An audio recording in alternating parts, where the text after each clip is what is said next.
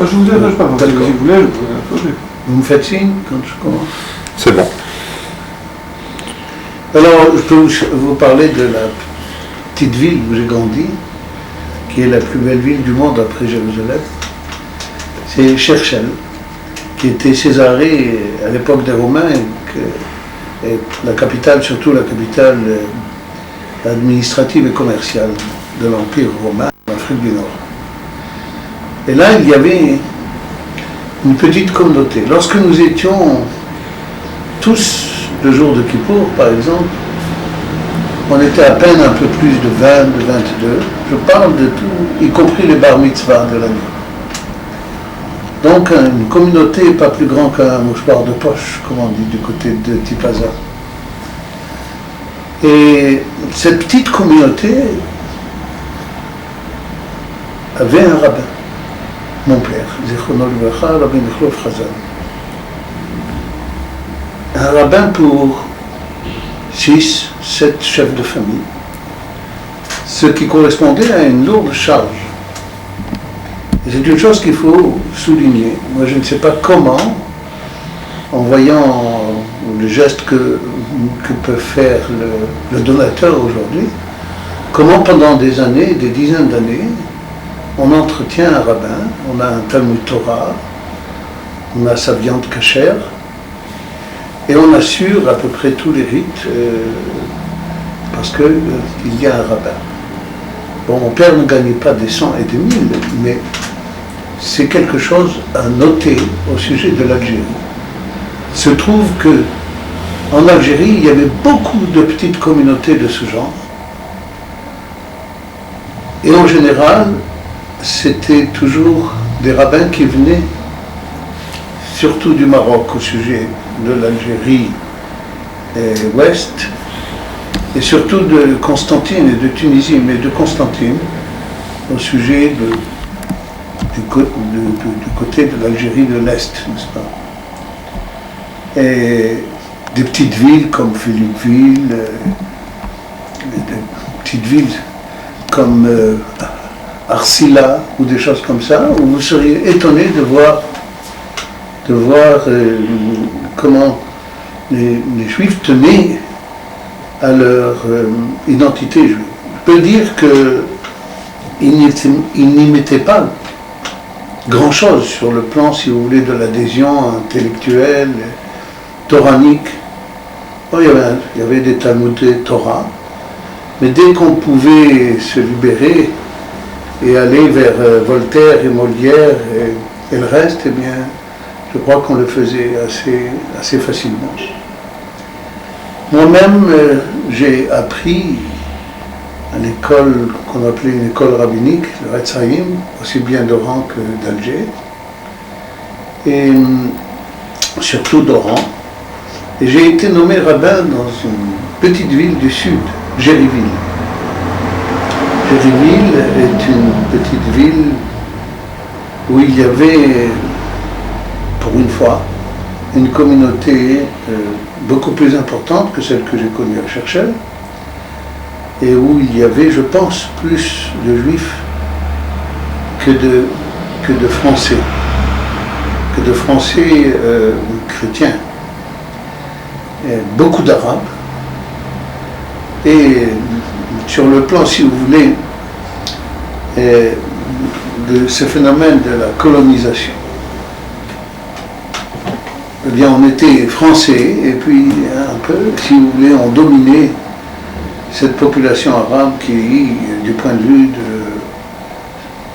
de son nombre, était importante, très importante.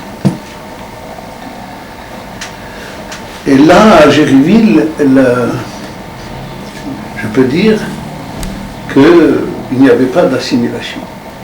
Les gens parlaient français, oui, mais ils parlaient très bien l'arabe, quelquefois ça pouvait être la langue maternelle. Et le degré de judaïsation était assez important. Il y avait des petits Talmidei Chachamim en herbe, et une espèce d'adhésion aux valeurs de la Torah et de la pratique religieuse. Je donne fait une comparaison avec la petite communauté de Cherchen. Eh bien, les gens savaient à peine lire. Et ils venaient à la synagogue simplement le Shabbat. Ils laissaient leur magasin ouvert, à Chutzpah juif. Et pas tous, mais néanmoins, c'était ça la moyenne, mais c'était accepté. À Jéréville, personne ne venait pas le Shabbat, si je puis dire. Ils étaient tous là. Ils étaient tous là et leur commerce était fermé, c'est-à-dire, il y a eu dans ces petites villes des phénomènes qui méritent d'être signalés. Il est arrivé, prenons par exemple le cas de Jéréville, que des Talmidei Chachamim, d'un niveau très prononcé, très haut, venaient de Jérusalem, de Tibériade, c'était les deux grands centres, ce qu'on appelait les Chacham de Kollel. Et pendant la Première Guerre mondiale surtout, c'est un phénomène qui était assez répandu. La guerre les ayant surpris dans la communauté où ils étaient, ils ne pouvaient plus retourner à Jérusalem. Et ils sont restés donc en Algérie, où ils ont été pris comme rabbins de la communauté, où le destin les avait conduits au moment de la déclaration de la Première Guerre mondiale. Et ils ont laissé une empreinte très importante, à Jéréville par exemple. C'est une ville où on pouvait presque parler l'hébreu, je dis presque, mais surtout on parlait avec le Mivta de Jérusalem.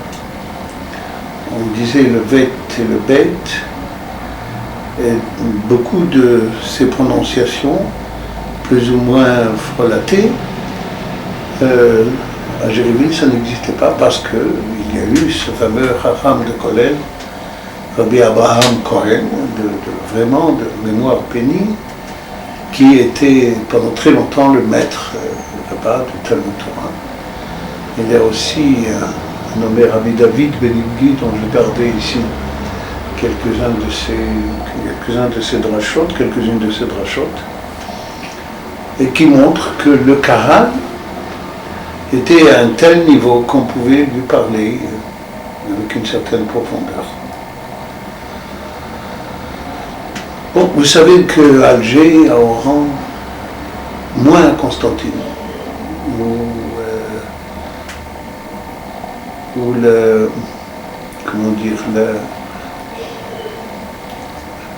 France avait moins de force, si je puis dire, du point de vue de sa talbout à Constantine. L'influence. Que dans les autres. Oui, que dans les autres, par exemple, au moment où le décret Crémieux a été entériné une fois pour toutes, et où les gens devaient un peu renoncer à certains des éléments de du statut personnel pour pouvoir être français. Alors le mariage à la mairie et des choses comme ça, et les règles de divorce, toutes ces choses qui ont trait au statut personnel, on sait que en Oranie et en Algérois, les choses ont été acceptées facilement, mais qu'à Constantine, il y a eu une véritable résistance, qui finalement a cédé, parce que la France est un pays très assimilateur avec sa culture particulière. Nos ancêtres les Gaulois. Les ancêtres les Gaulois, quand même. Et puis, il y a tout un pan de cette population algéroise que l'on connaissait un peu à Jérémie, parce qu'il y en a qui venaient, et qui sont de ce qu'on appelle le sud algérois, qui vivaient dans un milieu de Mozabite, n'est-ce pas, le Mzab. Et là, par un jeu incompréhensible, comme ça arrive souvent dans les questions de droit, les Juifs n'étaient pas considérés comme français, et la citoyenneté à la façon de Crémieux ne leur était pas accordée. Et alors, on peut dire que là, on trouvait une espèce d'authenticité de source lorsqu'on voyait les hommes vivre leur judaïsme et leur état, leur statut de juif, avec une telle liberté qu'on pouvait constater que c'était très authentique, qu'il n'y avait aucune pression sur eux pour leur vie juive sur le plan social ou sur le plan de la citoyenneté. Ça, c'est pour faire une espèce de petit tour d'horizon. Au plan chinour, les grandes villes comme Alger, Oran, encore une fois moins à Constantine, il y avait ce qu'on appelle aujourd'hui des Talmuds et Torah, mais qui s'appelait, et pas vainement, il s'appelait l'Alliance. On appelait ça l'Alliance. L'Alliance parce que ce sont des écoles qui, à un moment donné ou à un autre, ont été soit fondées, soit soutenues financièrement par l'Alliance israélite universelle. Je me rappelle qu'à Alger, par exemple, il y avait 11 rue Babel-Oued, un Talmud Torah qui était le dimanche et le jeudi, plein à craquer, c'est vrai. Le directeur était un monsieur Confino, d'origine grecque, qui était passé par l'école normale israélite orientale, qui est l'institution de la formation des maîtres de l'Alliance israélite universelle. Et, comment dire, c'était un Talmud Torah. Et là, il y avait les rabbins Zerbib, les rabbins Kamoun, le rabbin Morali que nous connaissions. Mais le directeur de l'établissement, M. Confino, bien on ne le voyait jamais aux offices, ou presque jamais. En tout cas, personnellement, je sais qu'il ne priait pas. Mais on ne se faisait pas de problème. Les jeunes moyens ne se faisaient pas de problème. Surtout, je dirais, que dans les années 33, 35, 36, on commençait à avoir une certaine influence sioniste qui n'avait aucun impact sur la communauté, sur la vie de la communauté, mais qui touchait beaucoup les jeunes. Je sais que, par exemple, moi, à l'âge de 14 ans, 35 ou 34, j'ai défilé avec des jeunesses de Bétar. Il y avait un nommé Cohen Aloro qui était venu d'Israël, dont l'origine est tunisienne, et qui avait organisé et structuré un mouvement de jeunesse très sioniste et très à droite, comme à l'époque. Et puis, c'était cette période où Mussolini avait introduit les chemises brunes, et là on était un peu en chemise marron, en chemise brune. Mais surtout, sur le plan de la jeunesse, ceux qui ont joué un rôle un peu plus tard, à partir de 37-38, sont les mouvements des éclaireurs israélites de France, les EIF, qui se sont plus ou moins installés. Autrement, beaucoup de jeunes allaient sans problème dans les mouvements de jeunes protestants, éclaireurs protestants ou éclaireurs catholiques. Ça fait quelle importance? On allait à la même école, on nous enseignait les mêmes choses, et alors on avait des amis, quelquefois, des copains, pas toujours très sémites, même assez naturellement antisémites, mais c'était la vie, comme ça, dans ces mouvements de jeunesse. Mais c'est surtout à partir de 37-38 que les éclaireurs israélites de France ont alors drainé beaucoup de jeunes à Oran et à Alger, que je connais mieux que Constantine. Je ne sais pas ce qui s'est passé là-bas. Excusez-moi de vous interrompre. Vous voudriez dire que il y avait un souci déjà en Israël, il y avait déjà une conception ou une capacité de voir l'avenir ou de prévoir l'avenir, et il y avait déjà un souci sur ce qui allait pouvoir se passer quelques années plus tard, et un besoin peut-être d'organisation d'autodéfense juive en Algérie, guidée par Israël. Non. Israël, entre guillemets, le Yishuv ici en Israël. Absolument pas. Je pense que ce mouvement Beta est une exception en soi. Parce que probablement son initiateur, Cohen Aloro, qui est d'ailleurs en ce moment en Israël, il habite Haïfa, je peux peut-être vous donner ses coordonnées. Eh bien, ce Cohen Aloro, je crois que c'était une initiative personnelle et pas du tout l'émanation d'une structure et d'un objectif bien précis. Il y avait de l'antisémitisme en Algérie. Quand il y a eu les élections en 1934, vous savez qu'il y a eu ce pogrom où il y a eu près de 50 juifs qui ont été tués à Constantine. Avec ou sans la complicité du pouvoir français, ça c'est possible. Et il y a toujours eu, au moment des élections, des candidats à la députation, des candidats antisémites. Donc c'était le programme, essentiellement. Et en 1934, il y a eu, je pense, Régis, ce fameux nom qui faisait peur. C'était notre petit Hitler. Et je me souviens parfaitement qu'en 1900, dans les élections suivantes, je pense, ou en 1937 ou en 1938, peut-être en 1936 déjà, je ne me souviens pas très bien, il y a eu un candidat antisémite à la députation à Alger, et le staff, le bureau de ce candidat à la députation était à la rue Michelet, je crois, ou la rue Lisly, je ne me souviens pas très bien. Et je sais que le jeune frère du rabbin Khalifa, dont je vous parlais tout à l'heure, qui était rabbin à Ain Temouchent,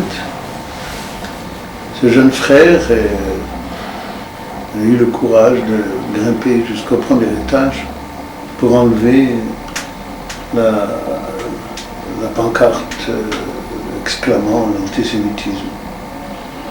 Et il a été tué par le gardien de l'endroit. Tué? Oui, il a été tué par le gardien de l'endroit.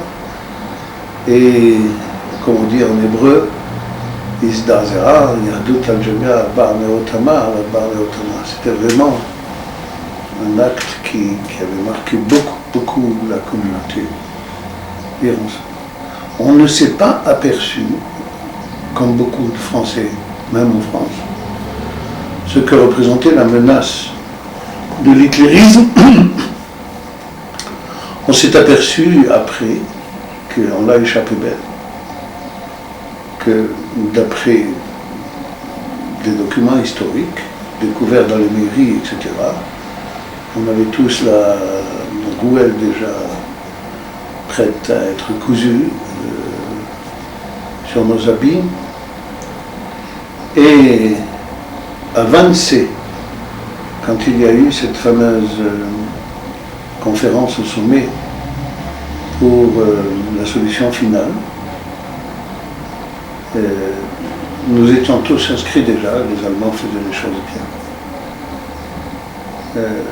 On avait perdu la citoyenneté, d'ailleurs, comme tous les gens en Algérie, sauf ceux qui avaient un père marocain, comme c'était mon cas à moi. Et alors cette conférence de Wannsee n'a pas pu réaliser son projet de déportation de masse des Juifs d'Algérie, simplement parce qu'il manquait de bateaux et que la guerre était à son fort à ce moment-là. Je vous parle donc du du début de l'année 1942, avant que les Américains n'aient débarqué.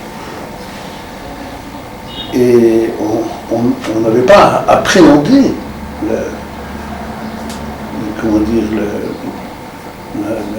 profondeur de ce danger tragique qui nous menaçait à tout instant.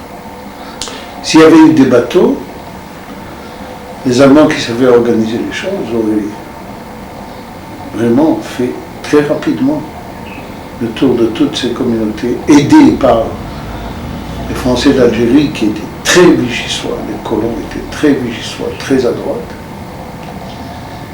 Et notre communauté serait partie, comme celle de Salonique par exemple. Les Allemands ont ramassé, comme avec un balai mécanique, les Juifs, à Nice, à Tunis aussi d'ailleurs, et à Nice, en Grèce, etc. Les moyens de transport manquaient. Alors, ça c'est un peu... Lorsque les Américains ont d'ailleurs débarqué, un samedi soir, le 8 ou le 10 novembre, je ne me rappelle pas, j'étais rabbin à Saïda, une petite ville où il y avait un judaïsme très aristocrate, et en même temps très français aussi. Très aristocrate sur le plan juif, en même temps très français. Il y avait là des familles de la cuisse gauche de Jupiter. Et il y avait donc le samedi soir, les Américains ont débarqué, et en Algérie et au Maroc. Et il y a eu une nuit de résistance, plus ou moins, ça dépendait des endroits. Alger s'est rendu assez rapidement. Nous avons le colonel qui commandait militairement là-bas, la garnison, le colonel Robitaille, qui commandait la Légion d'ailleurs, a ouvert une enveloppe en cas d'alerte de ce genre. Et nous avons été, le président de la communauté et moi, arrêtés à la fin de cette nuit-là, pas pour longtemps, parce que les Américains ont triomphé un peu partout et qu'il y a eu un cessez-le-feu. Mais le geste a été automatique. Et nous avons passé la nuit en prison. C'était l'ordre que, dans le cas de, comment on appelle ça, d'urgence. État d'urgence. C'est ça, état d'urgence. Il fallait arrêter le rabbin et le président de la communauté. Voilà à peu près ce que je peux vous dire, comme ça, bâton rompu. Si on parle Il y a indiscutablement il y a eu une déjudaïsation très forte en Algérie, surtout dans les grandes villes. Et en même temps, une espèce d'adhésion qui ne se faisait pas trop de problème au judaïsme et au fait de rester juif, de rester attaché à sa communauté. Que d'abord, c'était un phénomène aussi social et sociologique. Mais en Algérie, il y avait ça dépend des endroits, beaucoup de gens originaires d'Italie, originaires d'Espagne, originaires de France aussi. Mais ces originaires d'eux étaient toujours cloisonnés plus ou moins entre eux. Un Français ne se mariait pas facilement avec un Maltais. Ce bruit-là est terrible.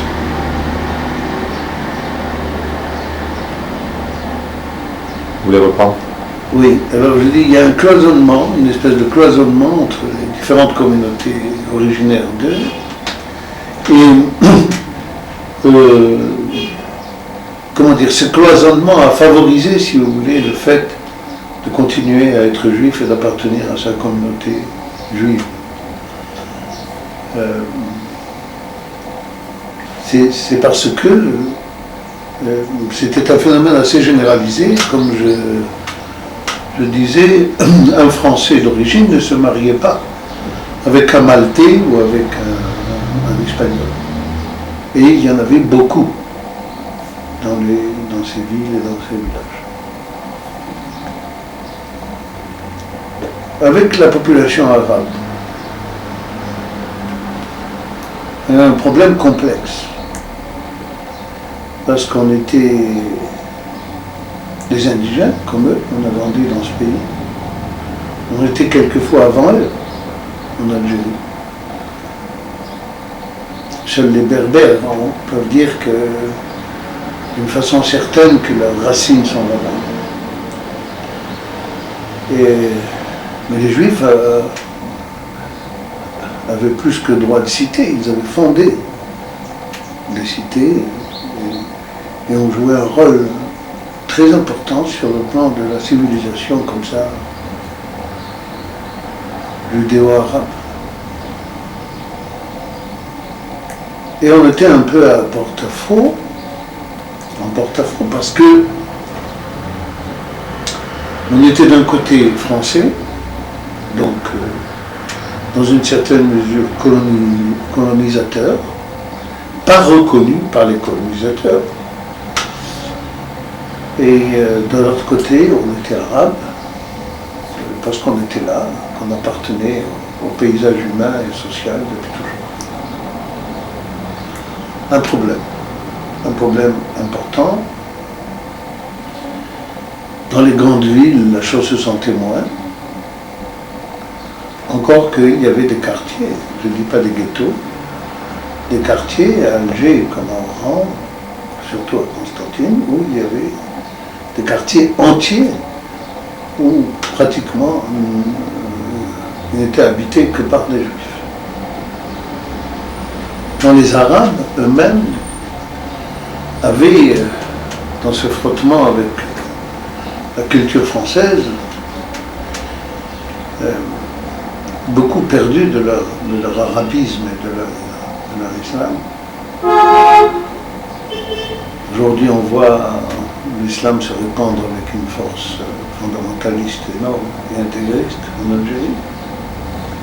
Je sais qu'étant enfant, dans la cité de Cherchel, dans la petite ville de Cherchel, la place qu'occupait la mosquée était une place minime, ne jouait aucun rôle. Et les Arabes avaient une inspiration, celle d'être français, comme si c'était possible, parce que leur situation était tellement mieux et améliorée par la culture française, etc., qu'ils auraient aimé eux aussi être français à part entière. En fait, ça c'est une autre histoire qui mériterait d'être mieux étudiée. Je dis que Cherchel, c'est une communauté qui a 3000 ans d'existence, une communauté juive, une réputation très ancienne. Probablement très ancienne, mais on a très peu de preuves. Moi j'ai essayé de voir. Il y a par contre entre Cherchel et Mostaganem sur la côte une ville qui s'appelle Ténès, qui n'a aucune importance aujourd'hui, mais qui était un port depuis l'époque des Phéniciens, Cherchel aussi d'ailleurs, et où il y a des tombes juives qui remontent à une époque très ancienne. C'est là où se tenait un tribunal rabbinique régional que l'on venait consulter assez souvent. Mais il est très peu connu pour n'avoir pas laissé beaucoup de choses par écrit. Je voudrais juste dire quelque chose que l'on oublie très souvent. Je fais la comparaison avec les communautés, par exemple, juives de l'Europe de l'Est. Prenons par exemple Varsovie, à un moment donné, il y avait 600 000 juifs à Varsovie. On peut s'imaginer quelle production ça peut donner du point de vue comme ça de l'esprit, des livres à écrire, de l'importance à tous les points de vue. si vous comptez depuis Casablanca jusqu'à Alexandrie, à un certain moment du siècle dernier, peut-être il y avait 120 ou 150 000 juifs maximum. Et tous dispersés comme ça. Cherchel, Aïn-Temouchent, Zebdou, ce que je sais. Et ça ne représentait aucune force du point de vue culturel. Et pendant des siècles et des générations, à l'époque turque par exemple, avant que les Français n'arrivent, on n'avait pas le droit de rentrer une lettre hébraïque pour pouvoir imprimer un livre. Il y a une Agada d'Algérie que Simon Darmon a fait imprimer, peut-être vous l'avez vu, réimprimer en judéo-arabe. C'est un nommé Ashkenazi, un rabbin d'ailleurs, qui a clandestinement passé dans ses valises des lettres en bois pour imprimer. Ça a donné cette Agada. Mais autrement, il n'y a que la cour du B qui avait le droit d'imprimer. Les Arabes avaient absolument interdit, aussi bien au Maroc, en Tunisie moins, mais en Tunisie aussi, et en Algérie, c'est sûr, interdit d'imprimer quoi que ce soit de juif. Il fallait passer par la cour, par là. Par conséquent, c'est à cause de cela qu'on peut. Donc tu me parles, 600 000 juifs dans une communauté à Varsovie, et de Casablanca à Alexandrie, peut-être 150 ou 160 000 juifs. Et qu'est-ce que ça pouvait représenter? L'interdiction d'imprimer quoi que ce soit. Donc il n'y a pas eu, si vous voulez, le rayonnement qu'auraient mérité certains des rabbins, parce qu'ils ont écrit des manuscrits que maintenant on découvre. Il y a des choses qui se sont... Au Maroc, par exemple, il y a ici un livre qui parle de l'éthique juive à partir du Pirkei Avot, éthique et mystique, que Chaim Zafrani a redécouvert en manuscrit. Vous n'en croiriez pas vos yeux. C'est un petit trou. Dans un petit trou, il y avait là-bas un orfèvre, Soref, un bijoutier, qui fabrique des bijoux pour les berbères. Un coin tellement petit qu'on le connaît même pas aujourd'hui dans les cartes. Puis on découvre un manuscrit, un monsieur qui vous écrit des pages sur l'éthique juive dans le Pirkei Avot,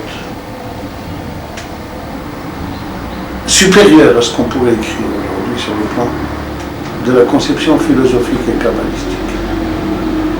Je pèse mes mots. Je pourrais vous le montrer tout à l'heure.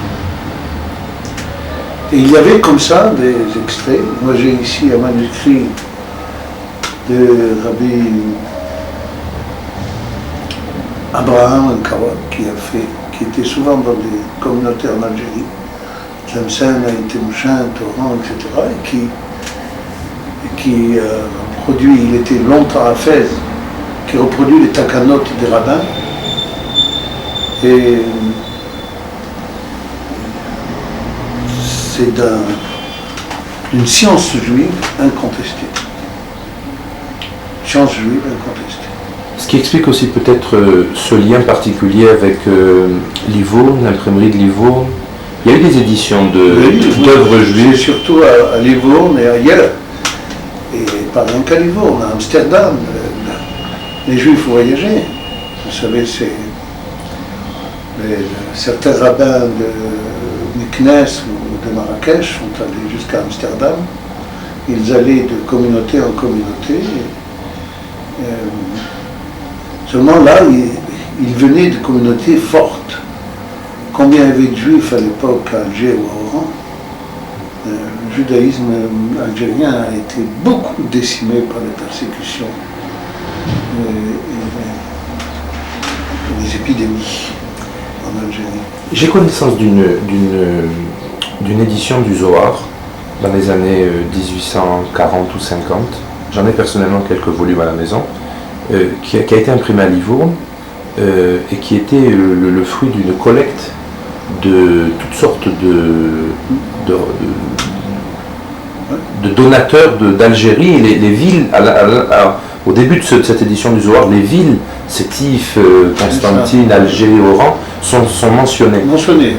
Et ça rentre dans cette problématique dont vous parlez? Oui, enfin, c'était quelque chose de difficile. Le rabbin Sirat a écrit un doctorat sur le rabbi Shlomo Gabizon, qui a écrit des œuvres maîtresses, une œuvre maîtresse qui mériterait aujourd'hui, comme hier, qui a été d'ailleurs enseignée. Vous avez à Tlemcen aussi des œuvres de commentaires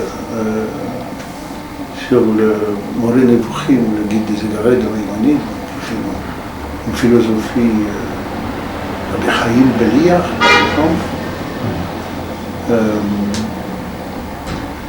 D'ailleurs, on vient de réimprimer le livre qu'il a écrit, dont j'ai ici la première édition, qui s'appelle, je me rappellerai tout à l'heure. Oui, alors il y a eu, mais il y avait des difficultés. L'autre jour, je lisais une anecdote au sujet de Rabbi David Chassin, celui qui a écrit des chants, des piyutim qu'on chante depuis Casablanca jusqu'à Bagdad. C'est Eloch Mahal al-Nivi qu'on chante pour le Brit Mila ou des choses comme ça. Bien sûr, Souka Beloula, qui sont des chants, des piyutim qui ont été écrits par des Marocains, des rabbins marocains. Rabbi David Chassin était pauvre, comme on ne peut pas imaginer, et chargé de famille. Et puis, il avait un souffle poétique absolument exceptionnel. Alors, il voulait imprimer, non pas rien que ses poèmes, mais aussi tout ce qu'il avait écrit sur le Chod Shrita et des choses comme ça. Alors, à Meknes, on lui a dit, va à Amsterdam. Comment? Il dit, oui, tu vas de communauté en communauté. Chaque fois, tu te fais... il y avait toujours dans ces communautés un bêta halacha, en Algérie aussi. Et tu arriveras à Amsterdam avec un petit paquet d'argent et tu pourras donner tes livres à imprimer. Et on raconte cette petite anecdote qu'il est arrivé à... Il était plein d'humour et de connaissances comme ça. Juif, il était pétri de versets de la Torah et de la sagesse talmudique. Alors, il est arrivé dans une ville, je ne sais plus si c'est Milan, en Italie, dans sa péripétie. Et il voulait voir le rabbin, comme d'habitude. Alors on lui a dit, le rabbin est à l'hôpital, c'était un des premiers hôpitaux qui était en Europe. Et puis il est allé avec le président de la communauté voir le rabbin. Le rabbin avait des problèmes de calcul dans la vessie. Alors il lui dit, אני רואה שאתה עברת על שני מצוות לא תעשה. Tu as enfreint vraiment deux mitzvot négatives. Donc, le président de la communauté pâlit, etc. Comment il ose dire ça au rabbin. Il lui dit oui, parce qu'il est écrit en toutes lettres. לא יהיה בכיסך אבן ואבן גדולה וקטנה. Alors on raconte que le rabbin a tellement ri qu'il a évacué ses calculs. Bien, c'est pour la petite histoire. Mais il y avait, comment dirais-je, un judaïsme tranquille, sans les guerres entre mitnagdim et chassidim. Un judaïsme comme ça, bon enfant et tranquille, et qui avait toujours un rayonnement comme ça, localisé, local, mais un rayonnement qui permettait un certain équilibre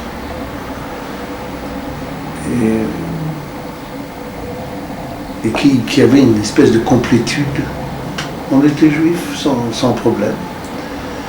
Et après, s'est posé les différentes questions de la zérout haïroudite, de ce que la philosophie et la sociologie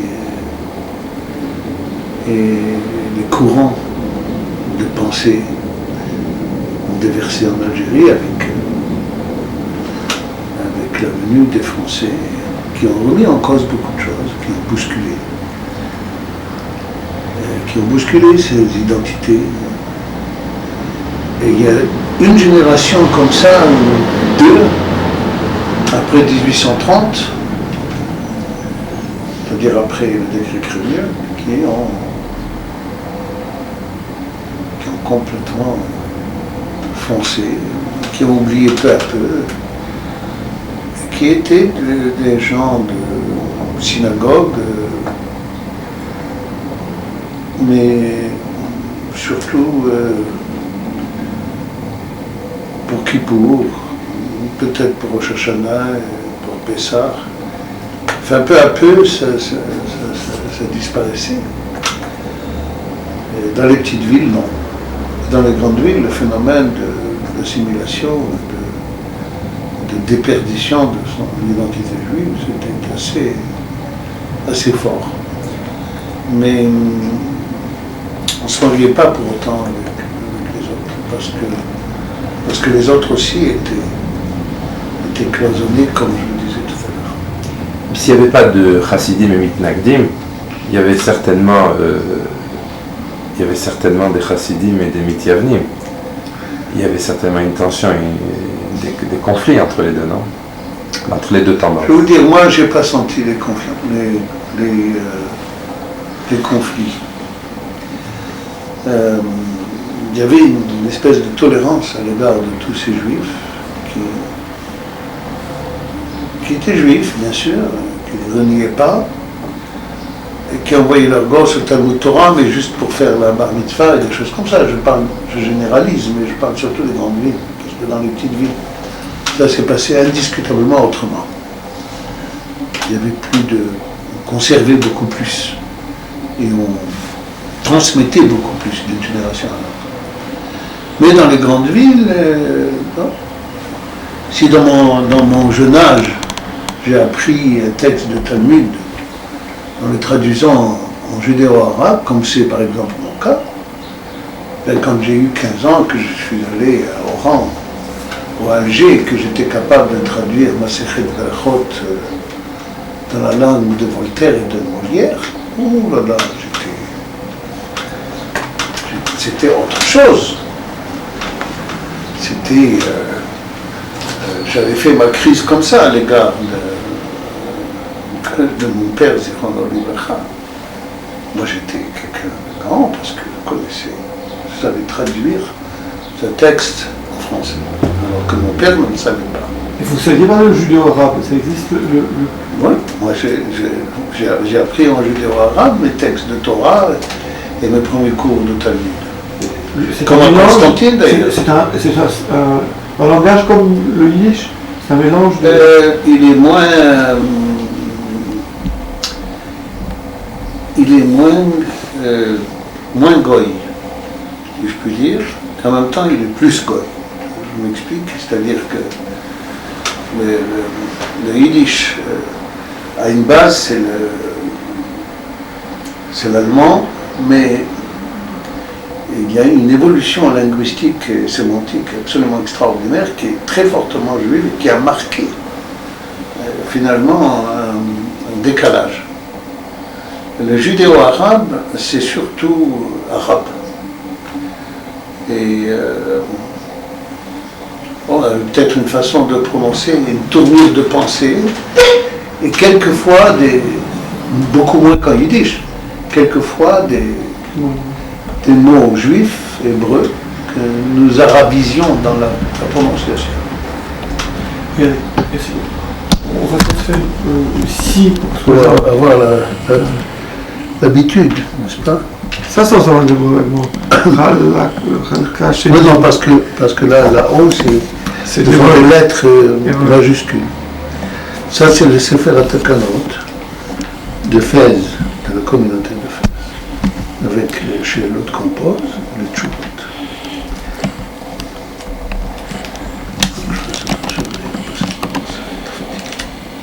Oui, c'est nouveau.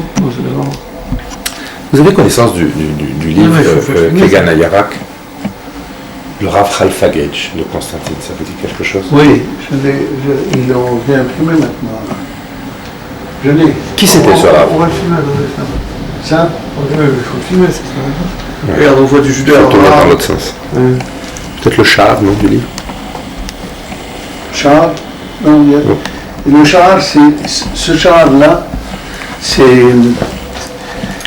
un livre qui a été imprimé. C'est tout un livre, parce qu'il n'y avait pas moyen de l'acheter. Parce qu'il n'y en avait pas ou parce qu'on ne pouvait pas... Hein? Moi, j'ai connu, parents d'élèves, le père du Rav Abou qui est à Ramad, il avait transcrit tout le Ibn Ezra, tout le Pirouge de Ibn Ezra. Regardez si vous pouvez prendre ça comme ça. Alors dites-moi un peu ce que c'est. Voilà, attendez. C'est bon, là je suis bien. Alors ça, c'est Rabbi Abraham Ankawa, qui est originaire du Maroc, je pense de Fès, et qui... Non, je m'excuse, vous êtes trop près. Ah. Voilà. Voilà, c'est là. Et qui a écrit le Sefer HaTakanot, qui a reproduit le Sefer HaTakanot. Ce Sefer HaTakanot, ce sont les décisions prises par la communauté de Fès au sujet des us et coutumes qu'on devait suivre pour être en règle avec la Torah. Par exemple, vous trouverez ici qu'il est interdit qu'un garçon qui n'a pas 14 ans travaille. Vous trouverez ici une takana qui dit que quand on fait la bar mitzvah, on n'a pas besoin de s'endetter ad aeternam parce qu'on veut faire une grande fête pour son fils. Des choses qui concernent la vie, et c'est c'est un carnet de bord, si vous voulez, de la communauté de Fès. Et ce livre, je l'ai prêté, on l'a aussi microfilmé, et il est étudié en ce moment dans l'université de Bar-Ilan. Je pense que certaines choses devraient, à mon avis, être imprimées. Comment il est arrivé entre vos mains? Je l'ai acheté à Fès, comme ça, par hasard. Tout simplement. Je crois que Le char. On va parler plutôt du jus de roi, parce que Fès, ça nous... c'est pas tout à fait notre D'accord. truc. Je vais vous... Alors, vous avez parlé de quelque chose qui peut nous concerner aussi l'Algérie. Un instant, je commence. Alors, vous voyez, c'est écrit dans cette cursive judéo-arabe, qui est propre à vraiment toute l'Afrique du Nord, je pense d'ailleurs pas rien qu'en Afrique du Nord, mais dans le bassin méditerranéen. Et c'est comme ça qu'on écrivait. C'est une écriture qui peut rappeler Rashi, une écriture Rashi, mais qui est quand même très différente et qui a évolué sur le plan de la cursive.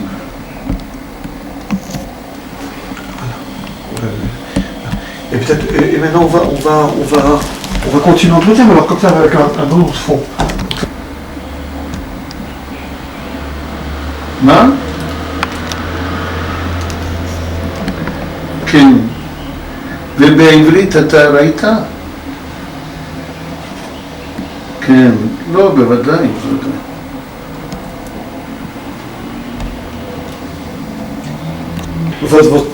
Aussi la suite de votre histoire, qu'est-ce que vous avez arrivé par la guerre, vous êtes en France ou ici, ce que vous faites un peu ici, c'est intéressant. Puis après, si vous pouvez, comme ça, 2-3 choses fortes, ou des personnalités fortes, ou des événements forts, ou des choses comme ça de 1 minute et demie, mais fortes comme ça. Qui concerne ma biographie. Ou vous, ou alors d'autres gens. Vous avez vu Ashkenazi aussi? Non. Alors, il faut aller le voir. Hein. On doit le voir. Ça, oui. Ça c'est après, si vous pouviez lui téléphoner. On n'est pas sûr qu'il accepte. On m'a dit qu'il a téléphoné, je peux essayer tout à l'heure. Si vous voulez lui. Moi, il me connaît, mais je ne suis pas sûr qu'il acceptera. Alors, Pourquoi? Ça va. Bien. Alors voilà ce que je peux vous dire au sujet de ma propre vie. J'ai été nommé, donc après avoir fait des études au Haït, d'Oran et d'Alger. Maintenant, et surtout à celui d'Oran, j'ai été nommé rabbin dans le département d'Oran pendant la guerre. Et vous savez que pendant la période de Vichy, tous les enfants juifs ont été rejetés des écoles de l'État. Et il y a eu dans les communautés juives la nécessité de créer des écoles pour ne pas laisser les enfants sans éducation. Des écoles où on essayait d'enseigner l'enseignement habituel, français, et puis mathématiques et physique, etc. Et c'était, si vous voulez, l'occasion aussi pour introduire la dimension juive dans cette éducation. On n'a pas été très, réussi parce qu'il manquait des maîtres pour l'enseignement de la discipline juive et hébraïque. Puis les Américains ont débarqué à ce moment-là. Moi, avant cela, j'avais fait ce qu'on appelait les chantiers de jeunesse. C'est quelque chose d'unique au monde. Les citoyens français étaient tenus à l'époque du maréchal Pétain de donner 1 an ou 1 an et demi de leur vie. On n'avait pas le droit, à cause de l'armistice, de servir dans l'armée. Alors il y a eu quelque chose de paramilitaire. En réalité, aucun élément militaire dans ce service que nous assurions.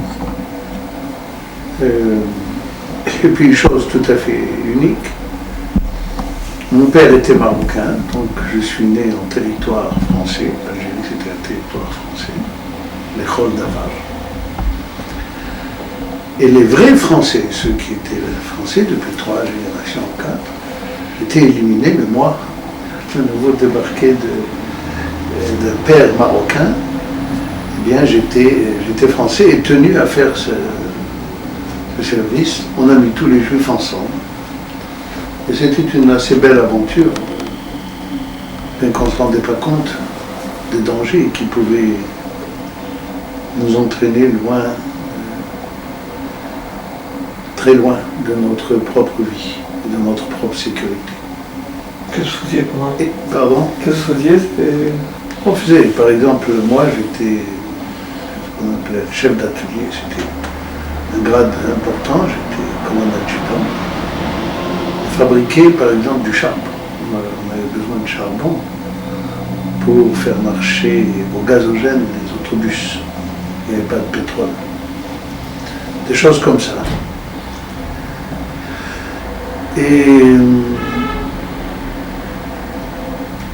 mon groupe, 150 comme ça, on a débarqué à une veille de Kippour à Tlemcen.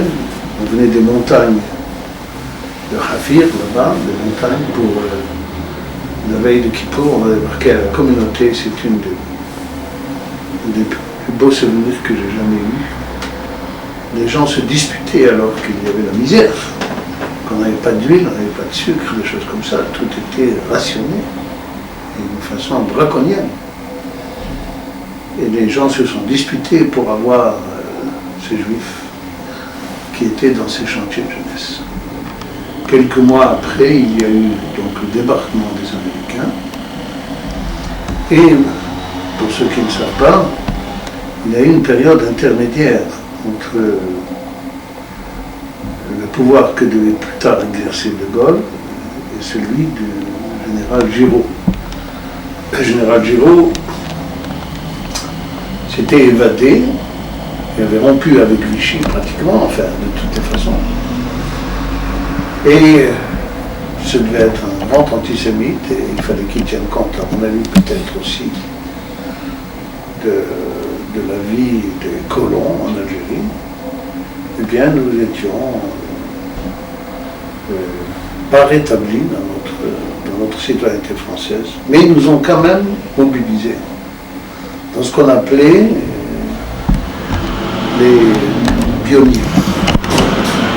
Les pionniers, c'était des rassemblements de jeunes juifs qui étaient à l'heure de leur service à la France et qui, au lieu de faire la guerre contre l'hitlérisme et le nazisme, eh bien, ramassaient les cailloux et portaient l'eau aux combattants. C'est-à-dire on n'était pas accepté parmi les combattants, notamment lorsque s'est développée la campagne contre la résistance hitlérienne et allemande en Tunisie. Eh bien nous étions les traînards, nous étions tout à fait derrière. On était ceux qui cassaient les cailloux et arrangeaient les routes et des choses comme ça. Et puis bon, lorsque De Gaulle est arrivé, plus tard, les choses sont éclaircies. Mais cette période intermédiaire est une période unique où on n'était pas acceptés comme Français, bien que les Américains avaient débarqué. Et on était des libérés non libérés, pratiquement. Ça n'a pas duré longtemps, peut-être un an, quelques mois. Et nous avons été envoyés, enfin, pour ma part, avec d'autres,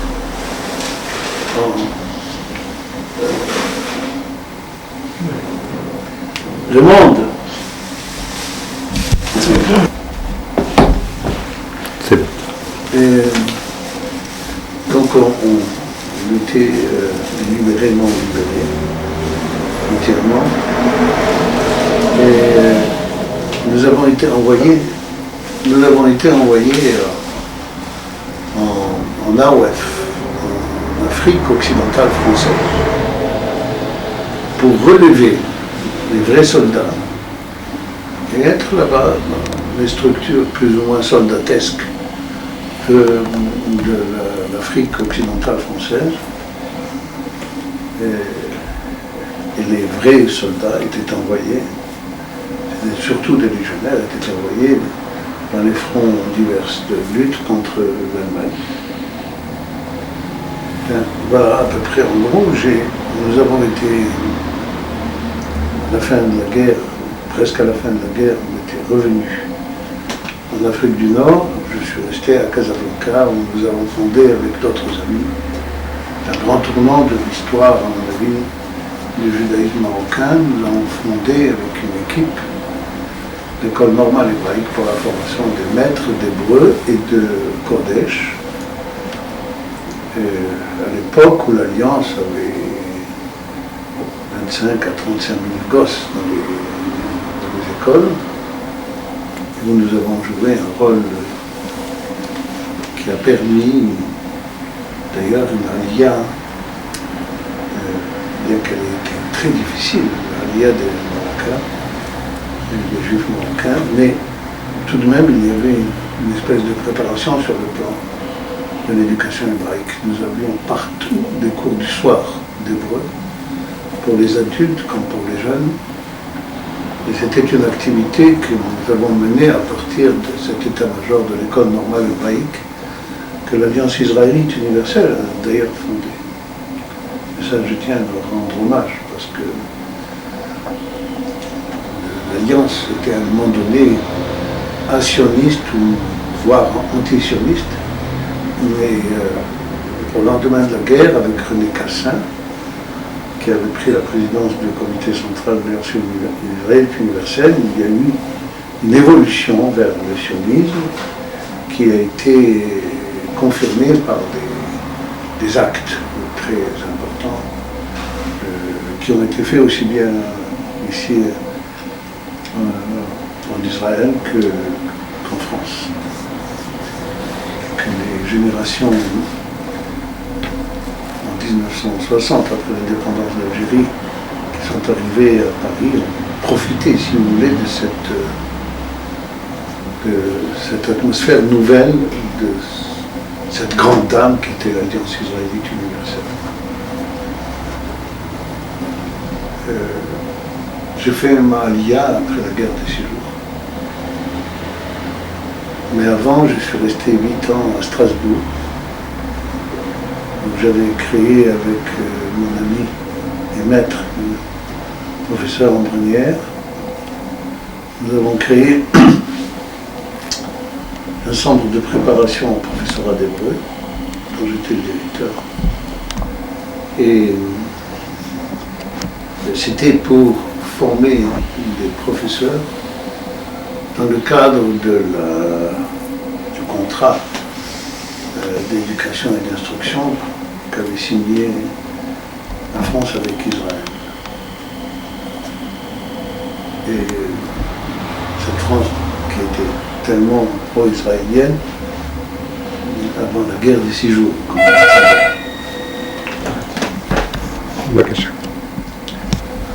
La guerre de 6 jours a été pour beaucoup de Juifs un moment bouleversant, parce qu'ayant pris conscience de la Shoah, de ses conséquences, on se trouvait devant un danger mortel. C'était un tout petit pays, Israël, et on était à peu près sûr que c'était sa disparition qui se dessinait, au point que j'avais fait la bêtise qu'on me reproche jusqu'à maintenant d'écrire une lettre à certains kibbutzim où je disais: si vous voulez envoyer vos enfants à Strasbourg, nous sommes prêts à les accueillir. Les Israéliens ont ricané là-dessus, ça les a fait rire. Mais en tout cas, de loin, on croyait que c'était la fin. Quand on entendait Kulthum chanter Dbah, Dbah, tu es égorgé, égorgé. On croyait que c'était la fin parce que vraiment, il y avait une telle différence de millions d'Arabes contre une poignée. Bon, tout de suite après la guerre des 6 jours, nous sommes venus, on fait notre Aliyah, et c'est là où j'ai cherché à être un éducateur, et c'est là où j'ai été nommé comme, après avoir passé des examens au rabbinat, au grand rabbinat, malgré mes diplômes d'Israël.